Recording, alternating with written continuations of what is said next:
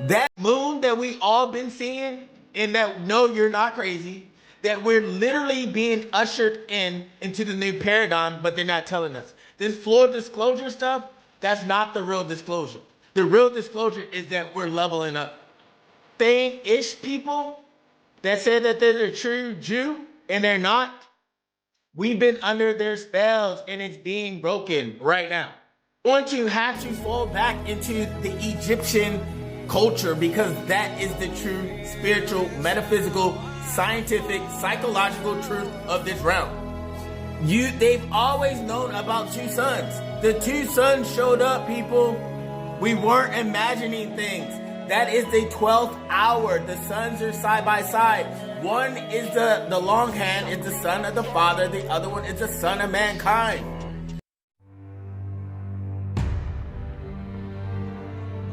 Oh my God, I nearly almost missed it. I nearly almost missed it. I mean, it's like confirmation. It's letting me know that I am not being deceived. So this is the day after their Thanksgiving. Do y'all remember the MasterCard? I saw that video and had no clue. Okay, I'm recording, Sue. I'm recording something, okay, honey? Alright. I'm just talking to the camera because I'm recording a video, okay? Alright.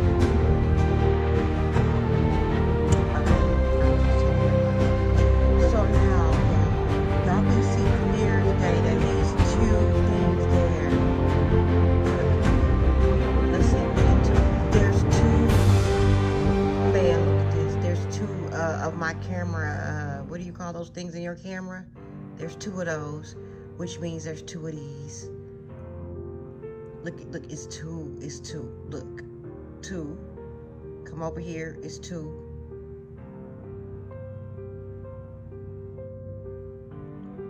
Why is it splitting? Why does it, please tell me that's like a lamp pole. That's making it look split in half. It is, it's a lamp pole that's in the middle, that's in front of it, because it's rising. No, y'all. One looks bright, one doesn't. One almost looks like a fluorescent light. And now I know why yesterday they didn't want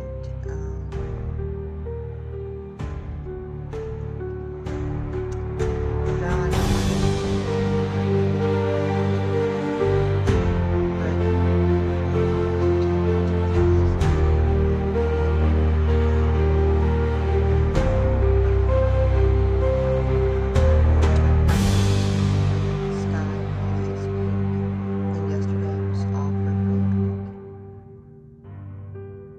I would say that white thing is one of them M bells. Y'all know what I mean. I can't say it on here, but I would think that was an M bell. But being how slow it's moving, it's weird. Okay, y'all, we gonna see because okay, they're side by side, but one is shining bright, and the other one of them is. One is spinning and the other one isn't. You can see the camera lens of the one spinning. So y'all, one of them is definitely something else.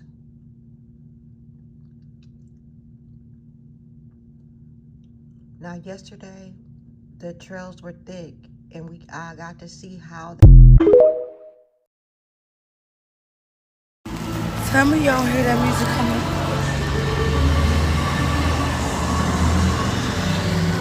Y'all hear the music?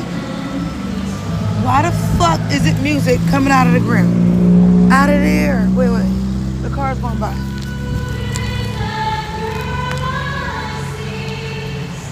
How was they in there singing?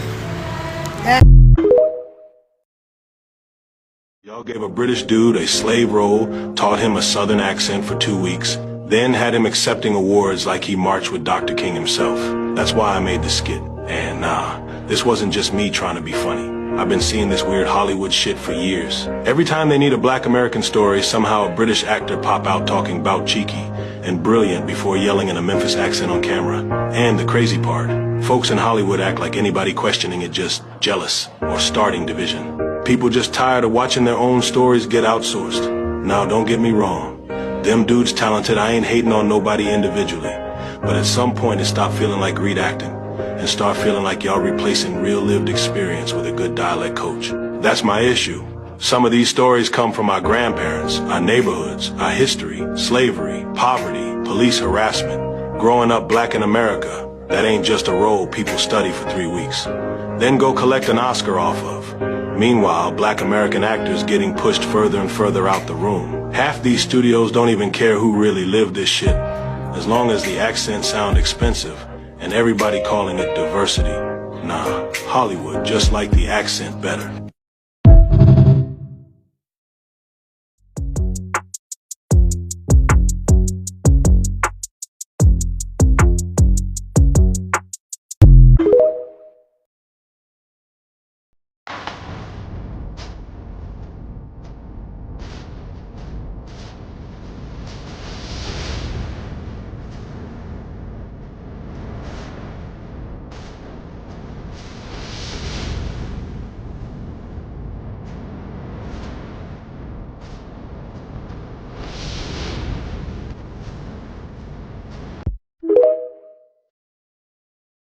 Now I'm getting scared because this is like the third time I've tried to post this damn video and either my sound goes out or the video won't save or something. So just bear with me.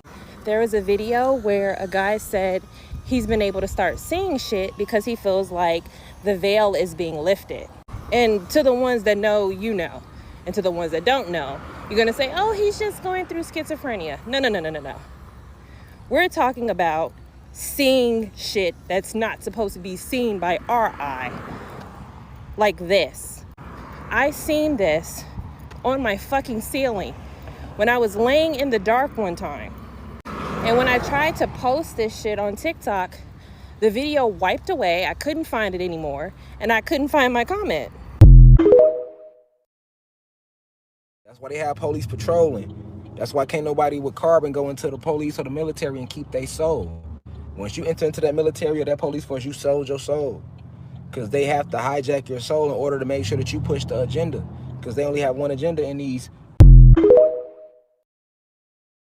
And what have they ever done for these communities where they generate all this wealth? You ever seen American Deli do a back to school program? Absolutely not. You ever seen a China Walk? You ever seen Hibachi? You ever seen the nail salon? You ever seen a beauty supply store give anything back to the community? Mm-mm. Also, let's talk about another thing, because I want to pay attention to this.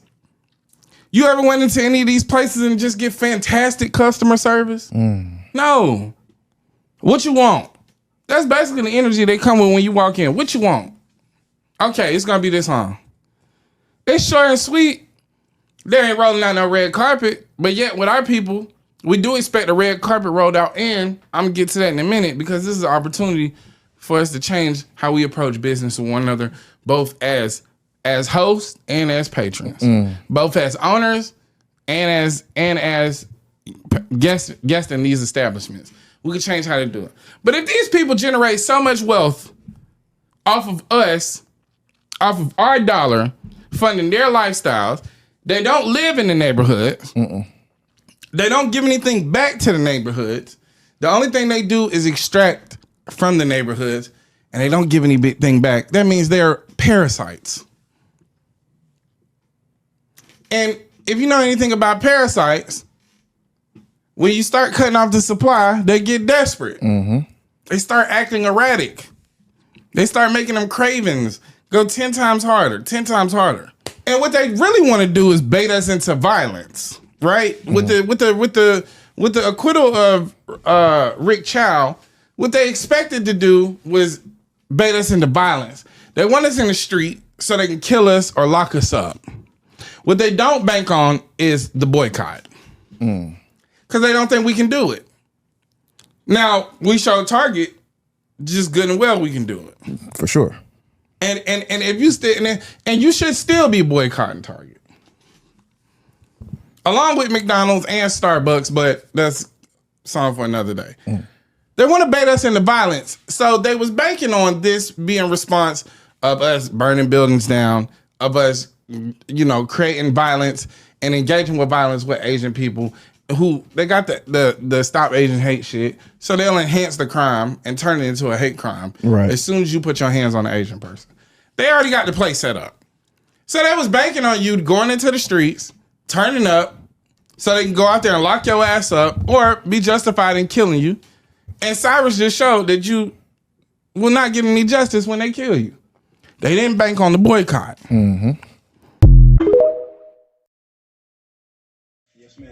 Listen to this, y'all. You know there's more girls being born than boys. No, ma'am, can't say that I have. That's a fact. Number of boys steadily been decreasing over the years, and you know why? No, ma'am. Fluoride. Ever since they put it in the drinking water, women stop having boys. You say the baby's name is Matthew? Wow. They be dropping knowledge on TV shows, y'all. And this is in the heat of the night. Thank you. This is old. You know, even in the movie Sinners, the Asian is the reason why they were able to come in and take down all the black folk stuff, because she yelled out, "Come on in." Y'all don't think that was put in there like for a reason? Like, they can backdoor. They the ones who yell out for the white people, "Come on in," because we allow too many people into our businesses, into our business, when in actuality we need to start gatekeeping black businesses, black entities, black things. We allow too many people to come in and infiltrate us. And yes, the Asians did get better loans, the model minority. So yes, I mean, they were given a hand up above us to kind of keep us pressed down and suppressed. But now we need to start, as we grow our businesses, we need to start gatekeeping stuff.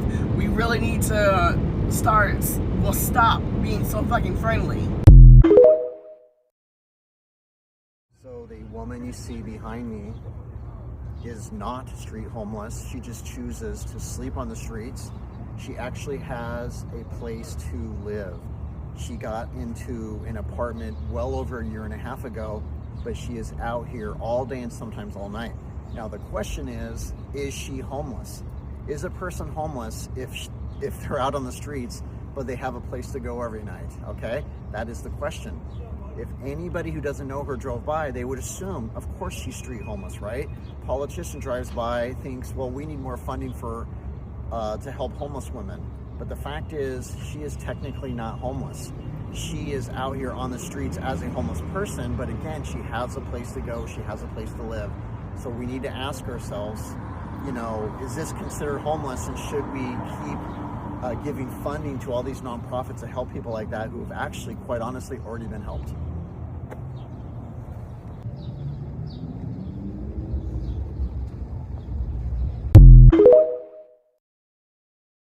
Everybody knows we don't need them.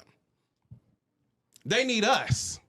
They need us for civil rights. They need our energy. The entertainment don't hit the same. The fashion ain't talking about shit. The entire structure of America can be traced back to the genius of black people.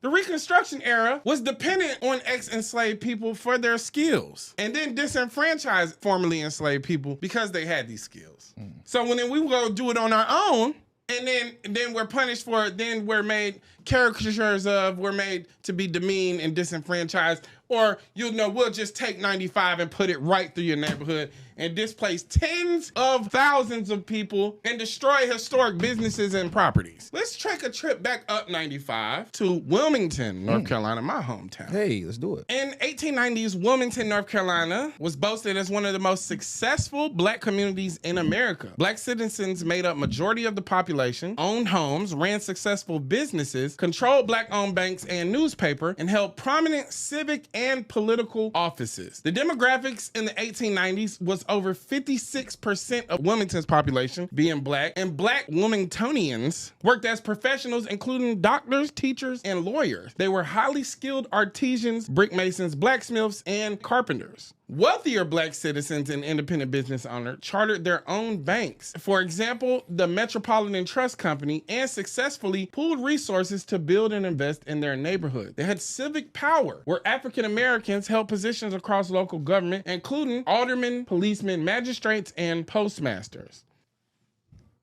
And here comes the coup. This is the United States of America's first coup d'etat. Yes. The same thing these niggas are about to be paid reparations for. The 1898 Wilmington Massacre and coup, the economic and political success of the black community was perceived as a threat by white supremacists. On November 10th, 1898, armed white insurgents violently overthrew the legitimately elected local government. They massacred black residents, burnt down prosperous black businesses, forced black leaders into exile, and the event remains the only successful coup d'etat in American history. The Shell Island Resort was, despite the destruction of 1898, black entrepreneurs in Wilmington continued to build generational wealth in the early 20th century. In 1923, a group of black investors formed the Shell Island Beach Development Company. They created a highly successful luxury coastal resort for African Americans. The resort featured summer cottages and attracted thousands of visitors across the eastern U.S. before it was burned down under suspicious circumstances after 3 years. I know it was suspicious. I bet it was suspicious. Yeah. Oh, it couldn't have had nothing to do with that successful coup. Yeah. These people are supposed to be spreading energy to people, but they don't like people. They'd rather stay home by themselves. Many of the second wave live alone. They work from their homes. They have no desire to go out and mix with people. They don't like the energies of the other people. I think that everything before like 1700, 16, 15, like between that area, I think they faked all of that. Because when Columbus was finding America, allegedly, Rome was falling at the same time. So somebody's lying. And then there was a civilization called Tartaria that existed, its own maps. They don't teach us about it here, but when I travel abroad, especially over in Africa, they tell you about Tartary. Why are they hiding this country? Why is it that all of these ancient ruins are on the bottom of the ocean? Now, if no white human was on the planet before 7,000 years ago, that means Atlantis was built by black people then. Had to be. So either Antarctica is Atlantis or it's completely under the ocean. But if you are a spacefaring civilization and you traveling here, you're not gonna set up shop on mainland. You're gonna go inside of a mountain or at the bottom of the ocean. Right. Why haven't we explored more than 5% of the ocean? When souls get trapped in transition going to the other side, there are souls that actually choose to stay and they work with the angel of death. So they're going around helping souls that get trapped. How do you get trapped and what does that mean? Well, some of them don't want to leave Earth. Yeah. Some of them don't even, like, they're shocked. They're like, oh, I died. I died. Oh my God. And like, it's funny, people on Earth, their loved ones know that. Like when you tell them, like, hey, your dad's actually trapped here, he's earthbound, they go, I felt that. Like he wasn't at peace. I knew it. So how do they get at peace if they're trapped? No, some of them don't want to go to heaven, and some of them can't believe they don't want to accept the fact they're dead. Yeah, and some of them fear judgment. Yeah. Some of them based on their religious belief system. They're like, oh my God, I'm scared. I'm going to go to hell. And the angels are like, you're not going to go to hell. Come, like. And they're trying to just persuade them to get on the other trying side? to persuade them to. What are they doing in that transition play? They just an orb floating around. What are they doing? They're just literally like stuck, like in a loop. Yeah. Is that a scary place to be? No. Like they're good. They're good.